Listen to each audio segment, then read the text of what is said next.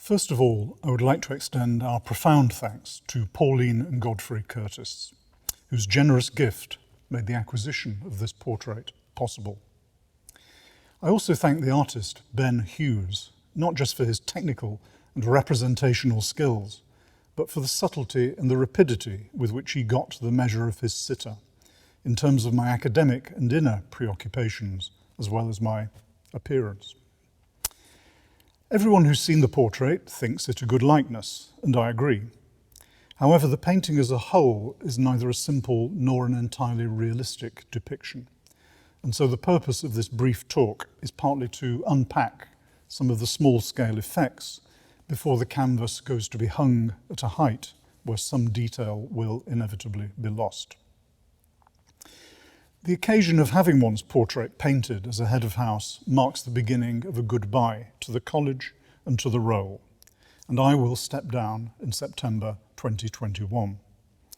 It follows that I want to talk about my portrait in terms that refer not only to the sitter, but to the room which the painting depicts, and the wider college of whose campus and history it all forms a part.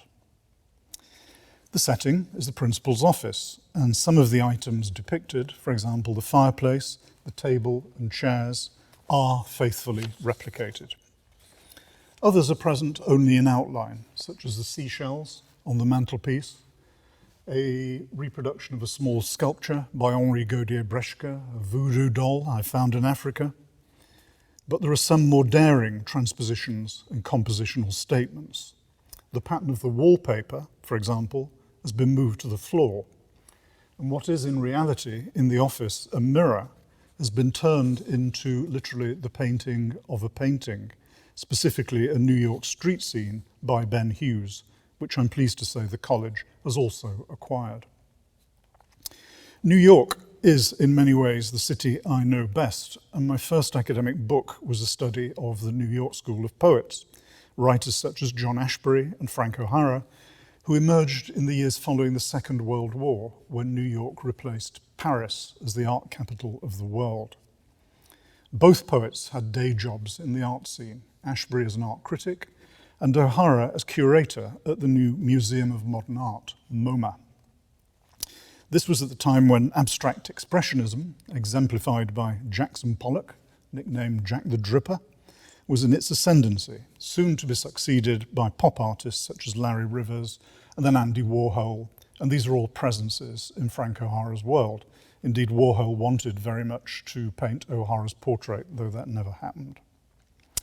My association with John Ashbery was to turn into a more than 30-year friendship after I first met him, ironically, at a poetry festival in Cambridge, England, in 1975. O'Hara had died in an accident in 1966 at the age of 40. And while all the places that he lived in Manhattan now have the equivalent of a blue plaque outside, and he is now, in the true sense, a popular poet, his work then was hardly known outside poets' coteries when I began writing about it. So these books have been important to me, and you can see a volume of Ashbery's. Here is on the top of the pile. Beneath it is James Joyce's novel Ulysses, another documentation of creative wandering, whose real hero is the city in which it is set, Dublin. You see Excursions by Henry David Thoreau, the father of environmentalism, a different sort of narrative of sauntering, exploring spaces, stopping to look. And barely visible there, the first edition of Frank O'Hara's collected poems, withdrawn by the publishers after the nude portrait on the cover caused a kerfuffle.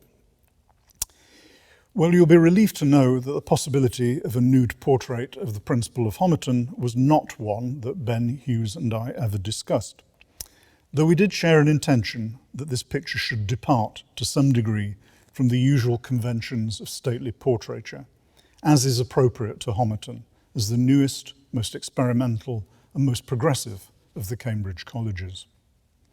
Incidentally, a more demure paperback version of O'Hara's poems sits on the table, its spine cracked from the sheer number of times its contents have been opened, photocopied for classes, scribbled in, and happily merged with my own thinking and writing life. More noticeably, and this is really startling, O'Hara is all over the walls. Ben, and it amazed me when he did this, learned how to paint a perfect imitation of the poet's handwriting from a sample that I gave him. And lines from one of the many O'Hara poems entitled Poem shoot across the painting like little verbal meteors.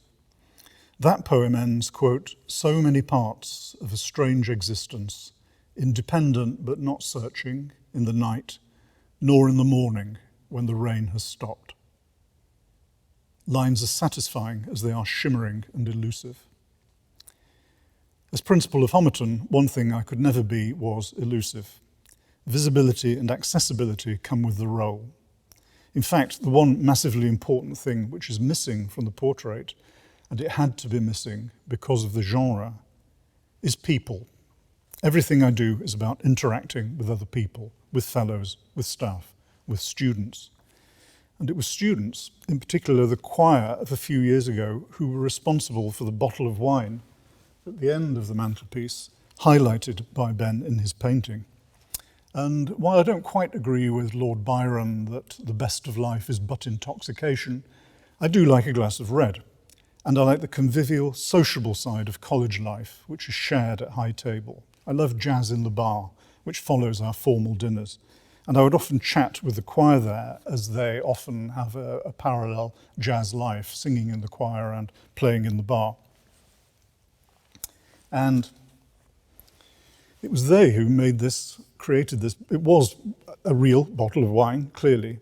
But apparently in those days, in the first years I was here, I would say at the end of the dinner, but before we moved off to jazz in the bar, I would say that ends the formal part of the evening. I don't know why I said that, but it became a kind of thing that I always said.